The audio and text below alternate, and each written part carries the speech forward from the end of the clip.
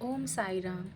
कल हम लोग साई सजत के अध्याय 2 में हेमाडपंत की उपाधि के बारे में पढ़े थे। आज हम लोग उनके जोशपूर्ण बहस के बारे में बात करेंगे। जोशपूर्ण बहस। शिरडी पहुंचने के पहले दिन ही बाला साहेब तथा मेरे बीच गुरु की आवश्यकता पर जोशपूर्ण बहस छिड़ गई।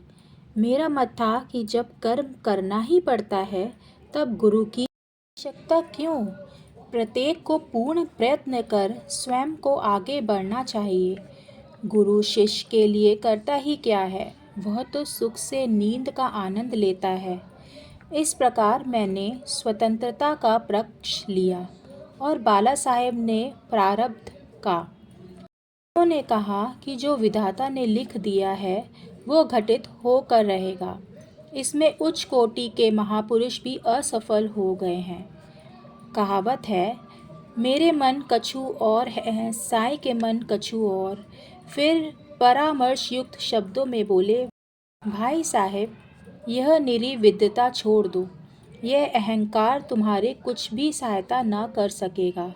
इस प्रकार दोनों पक्षों के खंड मंड में लगभग 1 घंटा व्यतीत हो गया और सदैव की भांति कोई निष्कर्ष ना निकल सका। इसलिए तंग और विवश होकर विवाद स्थगित करना पड़ा। परिणाम यह हुआ कि मेरी मानसिक शांति भंग हो गई तथा मुझे लगा कि जब तक घोर दैहिक बुद्धि और अहंकार न हो तब तक विवाद संभव नहीं। वस्तुतः यह अहम भाव ही विवाद की जड़ है।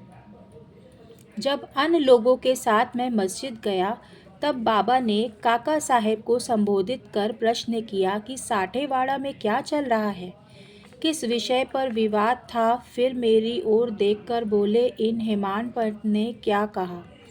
ये शब्द सुनकर मुझे घोर आश्चर्य हुआ। साठेवाड़ा और मस्जिद में पर्याप्त अंतर था। सर्वज्ञ यह अंतर्यामी हुए बिना बाबा को विवाद का ज्ञान भला कैसे हो सकता था। मैं सोचने लगा कि बाबा हेमाडपंत के नाम से मुझे क्यों संबोधित कर रहे हैं। यह शब्द तो हेमाद्रिपंत का अपभ्रंश है। हेमाद्रिपंत देवगिरी के यादव राजवंशी महाराज महादेव और रामदेव के प्रसिद्ध मंत्री थे। वे उच्च कोटि के विद्वान, उत्तम प्रकृति और राजप्रशस्त जैसे उत्तम काव्यों के रचयिता थे। उन्होंने ही हिसाब किताब रखने की नवीन प्रणाली का आविष्कार किया था और बही खाते की पद्धति को जन्म दिया था और कहा, मैं इसके विपरीत एक अज्ञानी, मूर्ख और मंदमती हूँ। अतः मेरे समझ में यह न आ सका कि मुझे इस विशेष उपाधि से विभूषित करने का आशय क्या है। आखिर मैं इस निष्कर्ष पर पहुंचा कि कहीं मेरे अहम भाव को नष्ट करने के लिए ही तो बाबा ने इस अस्त्र का प्रयोग नहीं किया, ताकि मैं भविष्य में सदैव के लिए निर्भिमानी एक विनम्र हो जाऊं। अथवा कहीं ये मेरे वाक चातुर्य के उपलक्ष्य में मेरी प्रशंसा तो नहीं है।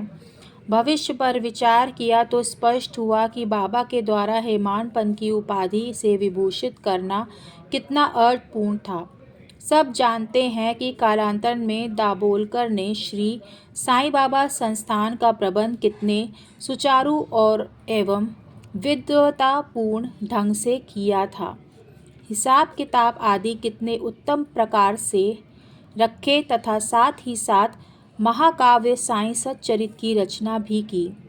उस ग्रंथ में महत्वपूर्ण और आध्यात्मिक विषयों जैसे ज्ञान, भक्ति, वैराग्य, शरणागति व आत्मनिवेदन आदि का समावेश है। ओम साई राम।